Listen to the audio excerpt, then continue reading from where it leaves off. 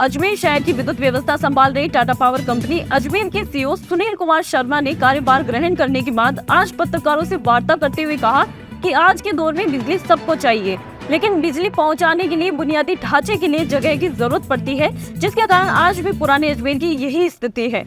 नवनियुक्त Tata power CEO ने कहा कि उपभोक्ताओं की शिकायत के निवारण के लिए एक व्हाट्सएप नंबर भी जारी कर रखा है, जिस पर आने वाली शिकायत का तुरंत प्रभाव से निस्तारण किया जाता है, और एक कॉल सेंटर संचालित है जिस पर आने वाली सभी शिकायतों को एकत्रित कर उन्हें आगे भेजा जाता है, जहां उनका हल किया जाता है। वहीं सरकार का सभी कंपनियों को निर्देश है कि सभी बिजली के मीटर को प्रीपेड किया जाए, लेकिन फिलहाल अजमेर में ऐसा कोई विचार नहीं है।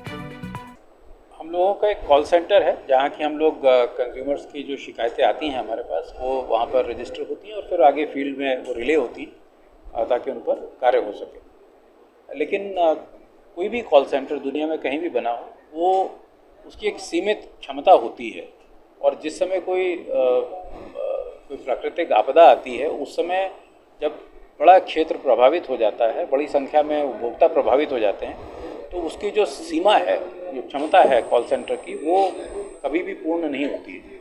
इसलिए कंज्यूमर्स को कष्ट होता है, उनकी कंप्लेंट्स उनको लगता है कि सुनी नहीं जा रही हैं।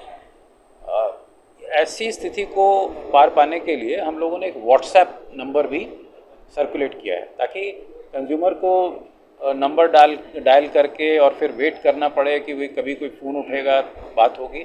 ऐसी स्थिति से हमारे उपभोक्ताओं को बचाने के लिए एक व्हाट्सएप नंबर जारी किया गया है, और उस व्हाट्सएप पर वो अपनी शिकायत लिख करके भेज दें, वो हमारे पास पहुंच जाती है और फील्ड में हम उसे आगे बढ़ा देते हैं ताकि उस पर काम शुरू हो सके।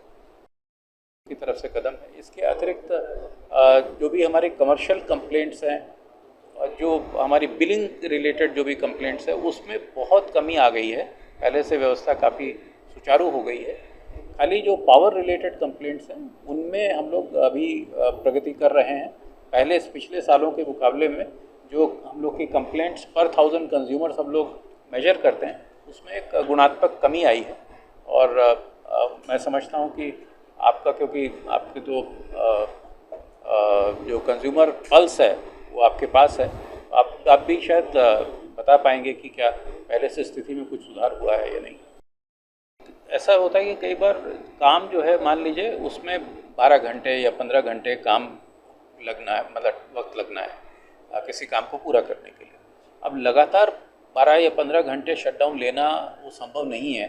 कस्टमर्स को इतना लंबा आउटेज देना वो ठीक नहीं है, विशेषकर ऐसे मौसम में। इसलिए उसको हम लोग 2 या 3 चरणों में पूरे जो रिक्वायरमेंट है उसको तोड़ देते हैं और कुछ गैप दे करके और इस काम को इस प्रकार से हम लोग पूरा करने की कोशिश करते हैं, ताकि काम भी हो जाए और कस्टमर का जो कष्ट है वो भी एक समय सीमा में बढ़ जाए।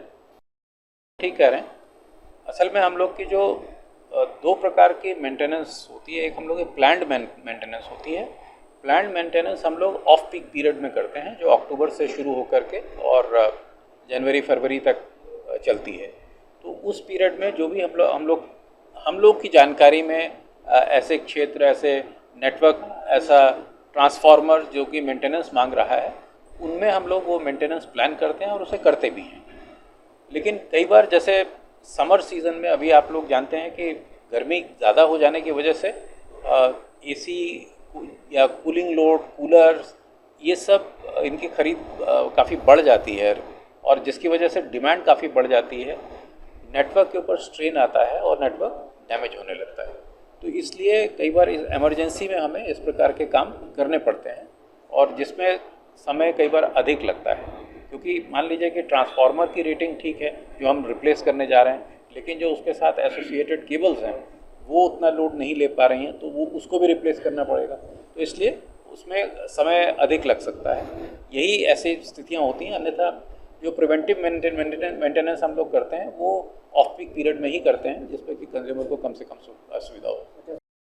देश, दुनिया और शहर की खबरों की जानकारी के लिए देखते रहिए मरुधरा टुडे। मरुधरा टुडे के चैनल को सब्सक्राइब करें, नीचे दिए गए बेल आइकन को प्रेस कर लाइक, कमेंट और शेयर करें।